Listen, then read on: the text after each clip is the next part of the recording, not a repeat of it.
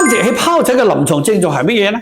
有部分嘅病人呢，佢根本就冇症狀。當然啦，有一啲病人喺疱疹病毒感染幾個星期之後呢，就會出現症狀啦。佢嘅症狀呢，經常會涉及喺生殖器周邊嘅一啲水泡，比如喺女性嘅陰道、臀部、肛門或者大髀；比如男性嘅陰莖、陰囊、肛門、臀部或者大腿上邊。主要嘅表現就係生殖器同肛周嘅部位有呢啲密集嘅小水泡。呢啲水泡爛咗之後呢，就會形成潰瘍同埋糜爛。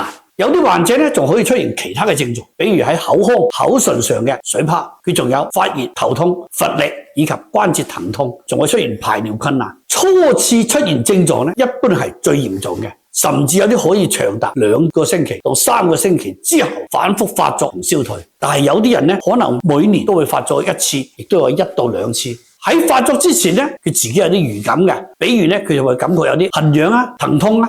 但係有啲病人呢，佢冇症狀㗎喎，冇症狀嘅時候呢，突然間會爆發。隨住年紀嘅增加，爆發嘅頻率呢，亦都會逐年咁下降。